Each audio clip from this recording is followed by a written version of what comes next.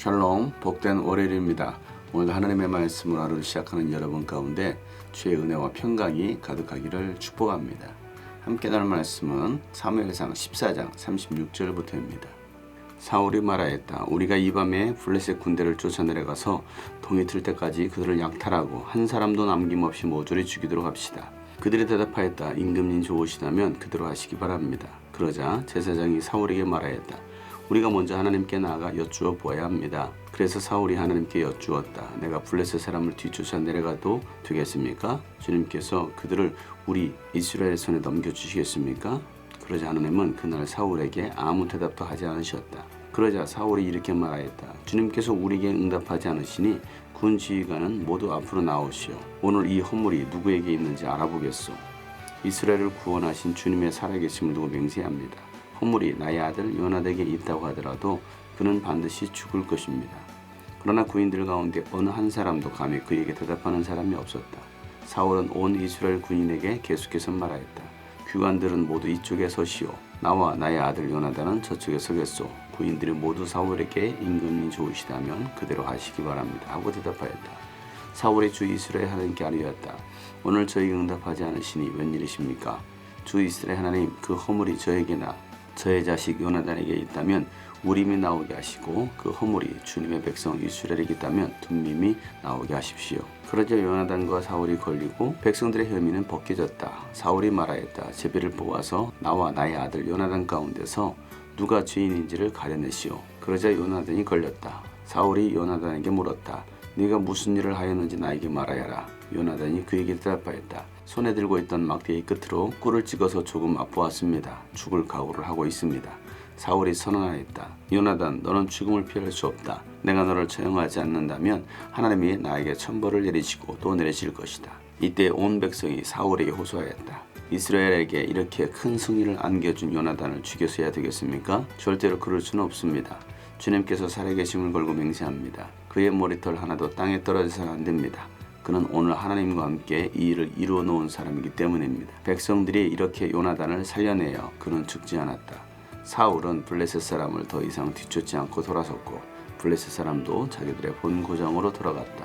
사울은 이스라엘을 다스릴 왕권을 얻은 다음부터 사방에 있는 원수들과 전쟁을 하였다. 그는 모압과 암몬 자손과 에돔과 소바왕들과 블레셋 사람들과 맞서 싸웠는데 어느 쪽으로 가서 싸우든지 늘 이겼다. 그는 아말렉까지 쳐서 용명을 떨쳤다.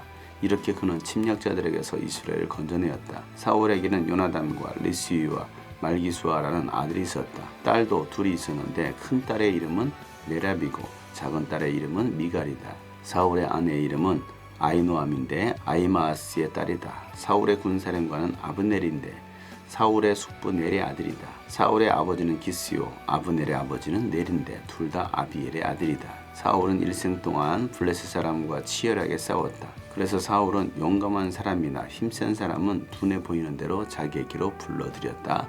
아멘. 사울은 블레셋과의 전투에서 승리를 거의 이루어가고 있을 때에 그날 밤에 블레셋 군대를 쫓아가서 그들을 약탈하고 한 사람도 남김없이 다 전멸시키도록 하자라고 말을 합니다. 그때에 제사장이 사울에게 말하기를 하나님께 먼저 나아가서 하나님의 뜻을 알아봐야 된다라고 말을 합니다. 그래서 사울이 하나님께 여쭤보기를 블레셋 사람들의 뒤를 쫓아가도 되겠습니까? 라고 하나님께 기도합니다. 그러나 하나님은 사울에게 어떠한 대답도 하지 않으십니다.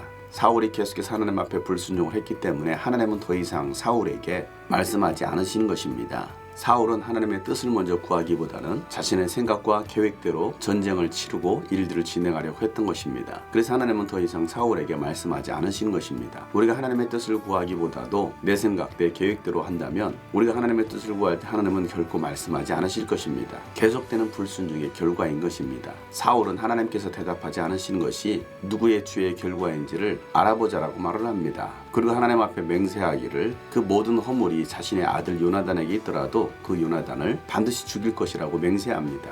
결국 우림과 둠밈을 가지고서 점을 쳤을 때 요나단과 사울이 걸리게 됩니다. 그리고 백성들에게는 어떠한 죄도 없다는 것이 밝혀지게 된 것입니다. 사울이 이제는 제비를 뽑아서 자신과 요나단 중에 누구의 죄 때문인지를 가려내자라고 말을 합니다. 결국 요나단이 뽑히게 됩니다. 사울은 자신의 죄를 먼저 보지 못합니다. 제비 뽑힌 요나단을 자신이 한 맹세로 인하여 아들을 죽이려고 합니다. 왜 요나단이 막대기 끝으로 꿀을 찍어서 먹게 되었는지, 왜 백성들이 그렇게 하나님 앞에 범죄하게 되었는지를 사울은 전혀 깨닫지 못하고 있는 것입니다. 그 모든 죄의 원인이 누구로부터 시작되었습니까? 바로 사울로부터 시작되었던 것입니다. 그런데 자신의 죄는 깨닫지 못하고 자신의 아들을 맹세한 것으로 인하여 죽이려고 합니다. 그렇게 죽이지 않을 때에 하나님이 자신에게 천벌을 내리고 또 내릴 것이다 라고 말을 하는 것입니다. 그 말을 들은 모든 백성들이 사울에게 호소하기를 블레셋과의 전투에서 큰 승리를 이루게 한 요나단은 결코 죽여서는 안 된다는 것입니다. 요나단이 하나님과 함께함으로 그 전쟁에서 승리를 이뤘다는 것입니다. 백성들의 호소로 인하여 결국 요나단은 죽음을 면하게 됩니다. 사울은 자신의 잘못을 결코 깨닫지 못합니다. 인정하지 않습니다. 그리고 오히려 자신의 잘못된 맹세를 정당화시키기 위해서 아들을 죽이려고 했던 것입니다. 사울이 자신의 잘못을 인정하고 회개했더라고 한다면 이런 일들은 일어나지 않았을 것입니다. 더 이상 사울과는 하나님께서 함께하지 않으신 것입니다. 그럼에도 불구하고 오늘 이 본문 말씀의 마지막 부분에는 사울의 업적을 소개하고 있습니다.